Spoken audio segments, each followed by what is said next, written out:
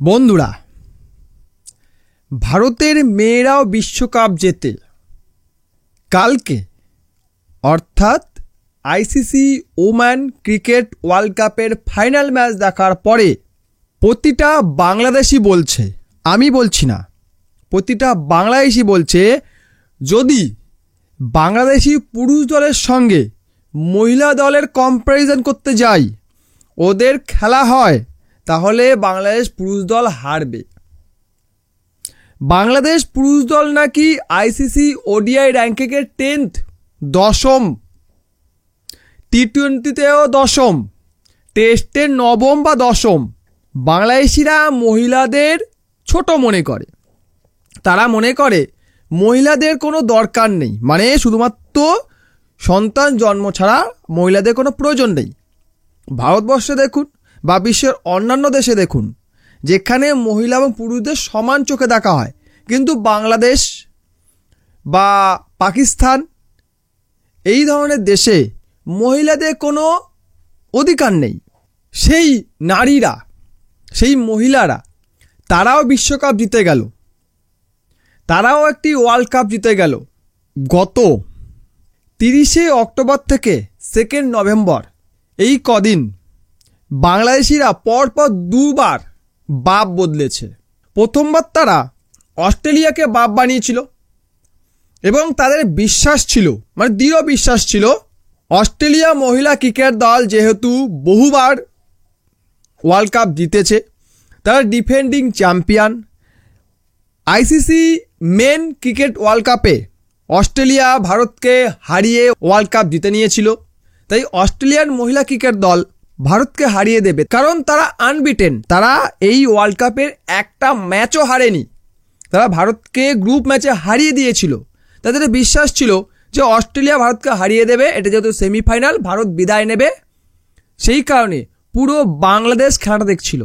আমি জানি না কতজন ভারতীয় এই ম্যাচটা দেখেছিল, যেহেতু মহিলাদের খেলা, ক্রিকেট আমরা ভালোবাসি, কিন্তু মহিলাদের খেলাটা অতটা আমার মনে হয় না সবাই দেখে। কিন্তু পুরো বাংলাদেশ এবং পাকিস্তান এই খেলাটা উপভোগ করেছিল, মানে দেখছিল। কেন? তারা চাইছিল ভারত হারুক, তাদের খেলাটা দেখছিল। কিন্তু দুঃখের সঙ্গে যখন ভারত জিতে গেল, তখন বাংলাদেশি এবং পাকিস্তানিদের দুঃখের কোনো সীমা রইল না। তারপর অর্থাৎ 2 নভেম্বর তারা আবার বাপ বদলালো। এবার তারা সাউথ আফ্রিকাকে বাপ বানালো। সাউথ আফ্রিকা আবার বদলা নেবে। কিসের বদলা নেবে?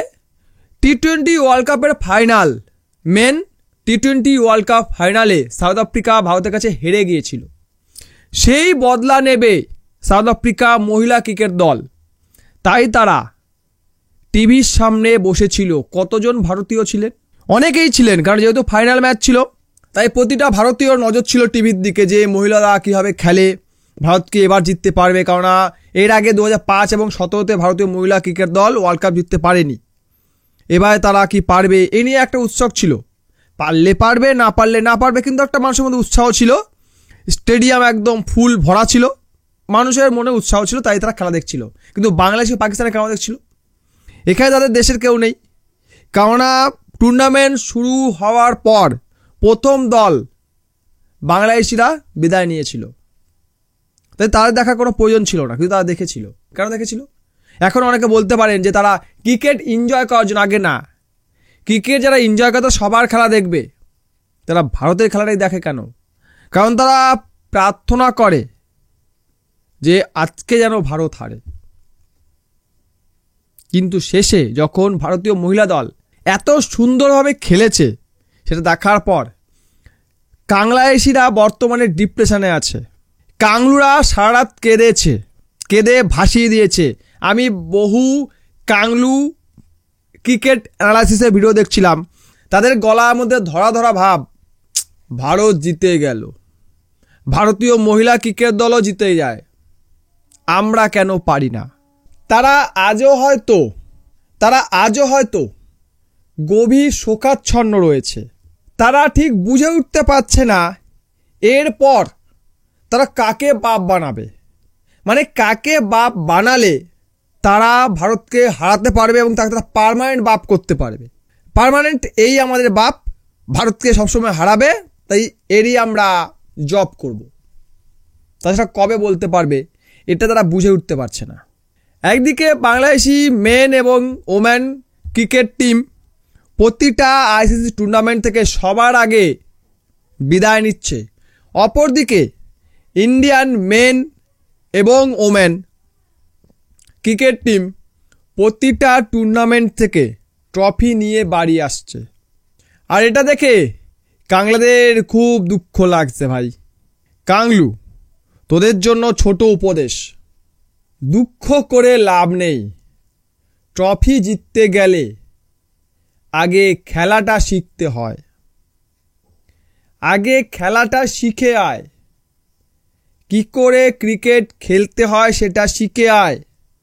মিরপুরের ধান খেতে ক্রিকেট খেললে কখনো ম্যাচ জেতা যাবে না। তোদের ওই মিরপুরে বাইরের টিমকে এনে, বাইরের টিম বলতে ওয়েস্ট ইন্ডিজ, জিম্বাবুয়ে এই ধরনের টিমকে এনে তোরা যদি বাইলেটারাল সিরিজ খেলিস এবং জিতেও যাস, সেই স্কিল ইন্টারন্যাশনাল টুর্নামেন্টে কোনো কাজে আসবে না। সেই স্কিল দিয়ে কোনো রকম ইন্টারন্যাশনাল টুর্নামেন্ট জেতা যাবে না। তাই সবার আগে ওই ধান ক্ষেতটাকে একটা গ্রাউন্ড বানা, ক্রিকেট গ্রাউন্ড যেমন হয় সেরকম বানা। তারপর প্রপার কোচ দিয়ে প্রপার ট্রেনিং কর। তোদের দেশে যে সকল কোচ তোদের শেখাতে আসে, সে যত ভালো কোচ হোক না কেন, তোদের দেশে এলেই সে ভুলে যায় যে কীভাবে ক্রিকেটটা খেলতে হয়। সেই কোচ নিজেই ভুলে যায় যে কীভাবে ক্রিকেট খেলবো। এদেরকে শেখাবো দূরের কথা, আগে আমি শিখি, তখন তার এটাই মনে হয় যে কি শেখাবো আমি নিজেই জানি না। তাই আগে ধান ক্ষেতগুলো ঠিক কর, ক্রিকেট খেলার জন্য পরিবেশ তৈরি কর।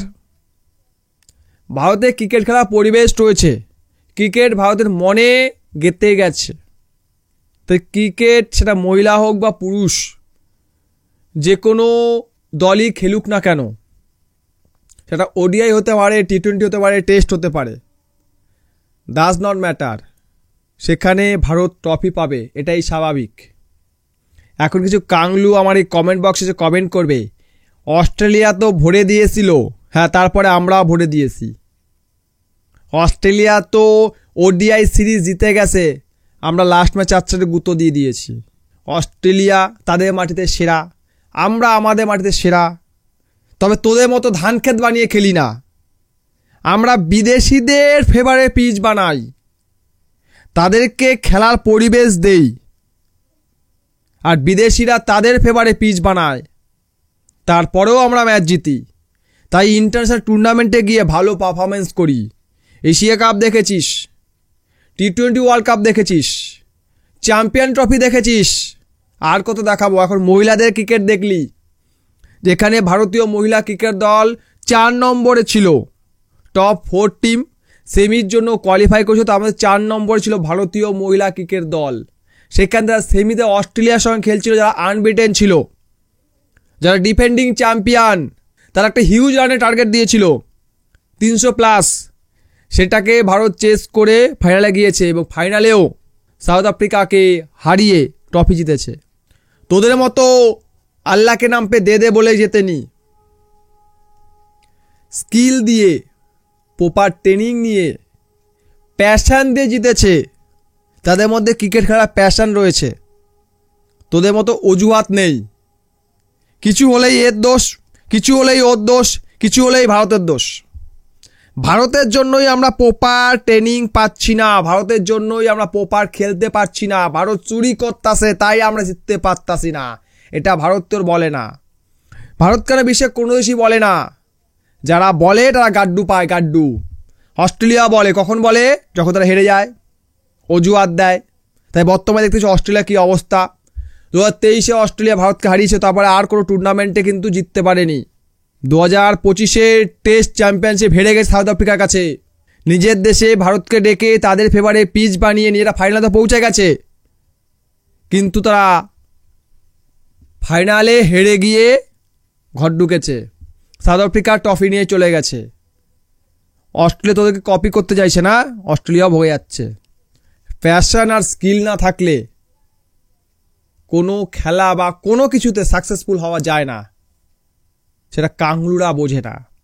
যাই হোক, গতকালকে আমি ভিডিও দেইনি, আর কিছুদিন হয়তো একটু গড়বড় হবে, টাইম মতো ভিডিও আসবে না। যেমন আজকে ভিডিওটা অনেক লেটে আসছে, কাল মর্নিং এলে ভালো হতো। এরকম একটু ডিলে হবে, আর সপ্তাহখানি 10 দিন মতো হবে, তারপরে আবার একদম টাইমে ভিডিওগুলি আসবে। তাই চ্যানেলটিকে সাবস্ক্রাইব করে রাখুন, পাশে রাখা বেল আইকনটাকে প্রেস করবেন, সেই সঙ্গে হাইপ করবেন। ভিডিও দেখার জন্য অসংখ্য ধন্যবাদ।